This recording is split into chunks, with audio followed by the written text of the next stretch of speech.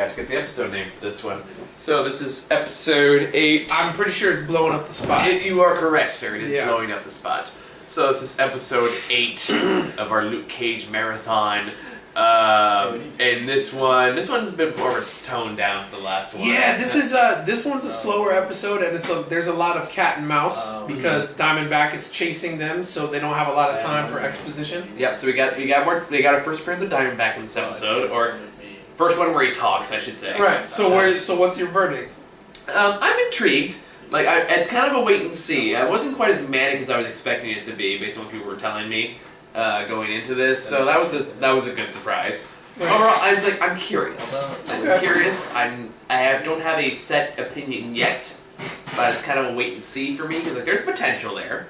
I can get behind this. Well, because just from an acting standpoint, and I know you know this, there were plenty of moments in there that he pulled off that could have went horribly wrong. This is true. No, that's why I'm intrigued. That's why I'm intrigued. No, because I know this character bugs some people and it does not bug, and other people love him. So it's kind of one of those things yeah, I like that. Yeah. So far he's okay. So far I like him fine. He has a couple good lines in this episode. He's just kind of manic enough to be interesting. But you can tell that's why I like it. He's shades of so many characters that we're used to seeing as villains, but he doesn't fully commit to any one of them just yet. No, not quite. So you see flashes of stuff there, and but also his dynamic for the first time, even metaphorically and physically and literally, Luke Cage is kind of just helpless in the presence of Diamondback. Yeah. Because he doesn't want to hurt him. He wants to get away, but at the same time, the Luke Cage that's created in this series, he kind of feels like it's his penance maybe to get killed by him. Yeah. For some history that I don't think we've had been explained. It's getting ready to be. Okay, that's what I thought. So I don't think he was in the origin episode. Right, he's not in the origin at all of Luke Cage, but he is in the origin of Carl Lucas. Okay, so that's different. We'll see where that goes. As far as characterizations go, it's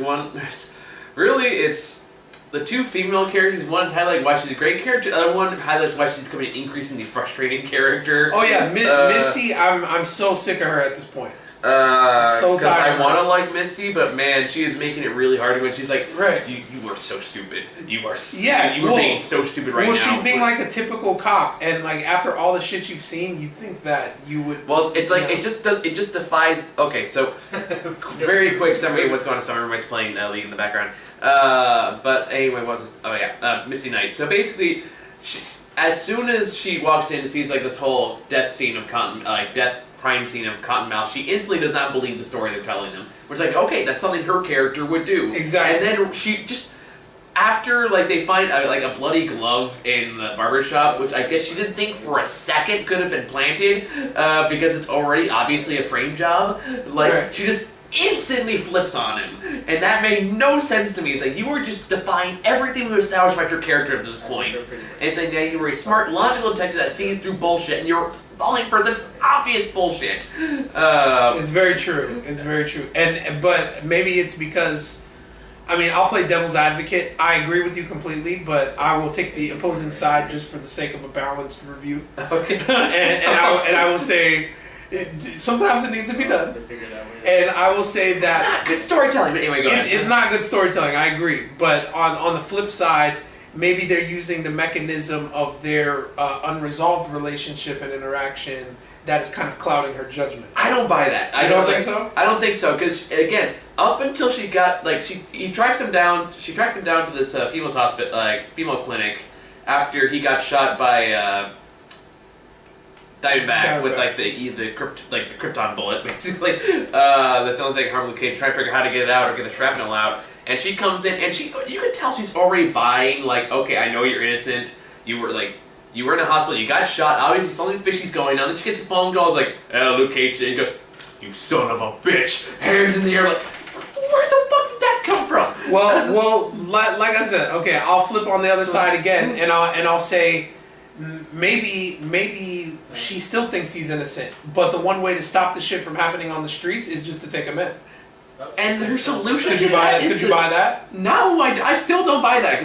Arbitrarily arresting him seems corny, and it seems I could see her arresting him just out of obligation. That's what I mean. But at the same time, there's also still a passion and frustration towards the end of the episode that I don't buy that's just out of obligation, because I feel like she's too into it to be just out of obligation. And that's the relationship part. That's what I think. I don't know. I don't see that. Because like comic book wise, like him and Misty, they go back and forth forever. They never really lock down that relationship.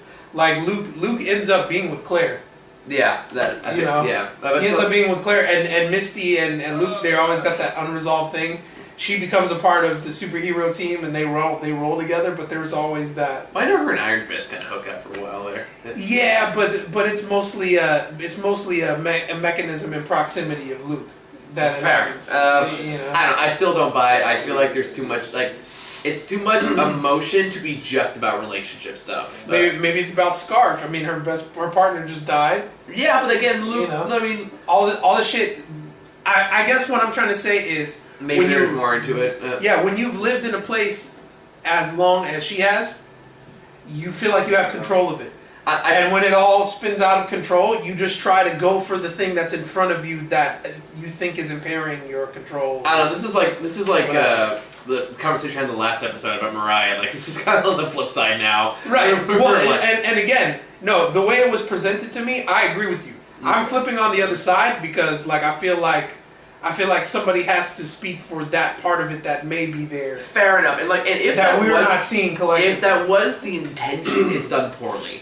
Yeah. Like, if that was the intention, I don't really believe that it was the intention, but if it was, I didn't get that. And that's kind of a failure on the script. That's fair. It doesn't immediately jump out at me at all. As you can see, I'm doing a lot of introspection to be able to defend it. Yeah. Basically making up bullshit as you go. I'm not making up bullshit. It's just okay, maybe I'll do it on the show. Well, I don't. Lies. I do not bullshit. Everything. I have already told you that I don't believe what I'm saying, but that doesn't mean that what I'm saying couldn't be possible. Fair enough. Fair enough. You keep lying to yourself, honey. It's okay. Oh, fuck you. Fuck you. Oh, we have fun. Anyway, so, but at the same time, you also have Claire. This is what you get for having a college education and studying film. You get called a fucking bullshitter. By the psychology major. Fuck out of here. Let us continue. You love me, man. Of course I do. Yeah, we're cool. No way that I would show up a couple days before Christmas. I know, right? Do a marathon with you in a town that's an hour away from where I live. I appreciate you coming over. To get called a bullshitter. Well, in my defense, my apartment's cool. Your apartment is quite cool. Yes. It's quite cool. There is reason to come see it. It's almost like walking to a tiny museum. It's true. It is the bachelor pad I'd never had. I'm very proud. Sure. But anyway, so yeah, on the other spectrum, you have Claire though. I feel like she's getting stronger. Her character's getting like. Well, she's really benefited from appearing on all the other Marvel Netflix shows, I think. So this feels like not so much just her being Luke Cage. It feels like an accumulation of everything she's been through and up now, to this point. And as a result of the accumulation, I think she's becoming her own thing. Oh yeah, which is cool. She is the one, instead of Misty Knight overly reacting emotionally, she's the one like, bitch please. Right? Yeah. Like you she's like, wait till you see the blind guy who can fight without seeing. Yeah. Before you say some shit. like bitch, I fought zombie ninjas in Daredevil season 2. You ain't got nothing that scares me. Right? So like, alright, that's fair. It's like one of my ex used to say, you ain't gonna do shit. Seriously? I'm glad she's your ex. Whole other thing. See? Well, that was the one ex I liked, actually. She was some playful manner. It was the third ex. She was a word I should not use. We should do YouTube videos review your exes. I feel like it's a bad way to get dates in the future. True. But I don't think anybody's ever done that before. And that's probably why. Because you think it's like, oh, no one's ever done that. And then he goes, well, think of why, dumbass. Not exactly. Good way. Hey, I review exes when I go out. That'd be awesome. Hey, some women will accept that challenge. I mean, I tell you what, somebody has done it. Taylor Swift made a career off of that. True. Platinum selling artist off of her boyfriends.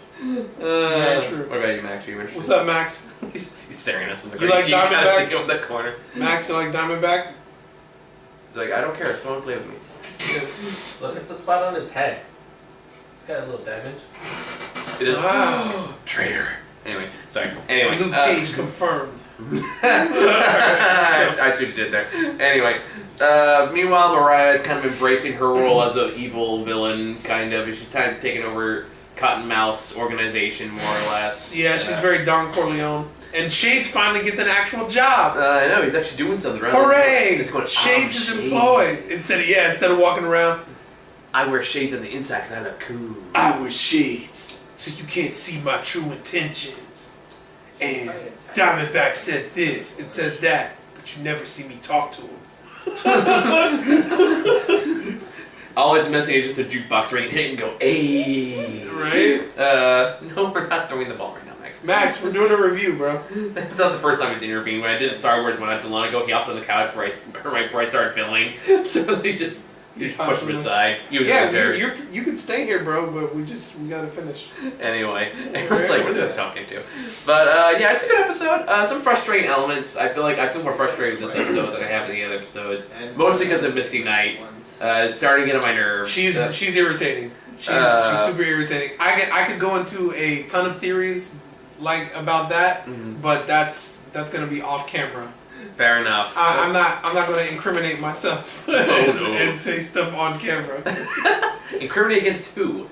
Like I said, I'm not saying a word. I have tons of theories why Misty. Help me find Luke Cage. Anyway, tell me what you know. Yeah, that's not gonna happen. I'm not gonna say it. Tell me what you know about Misty Knight. She's going around abusing innocent doctors. I will. Just stop recording and I'll tell you. Okay. All right. So I think that's a good place to end it as any. So we'll get on to the next episode momentarily. And if you want me to tell you, private message me on YouTube. Yeah. Like one person's gonna be curious on the entire. It's gonna be the fan fiction, dude. I mean, you are classified as the Ghostbusters fan on the on the page, actually. So True that. I will wear that mantle proudly. But anyway, so yeah, let's get on to the next episode. All right, let's do it. Let's do it.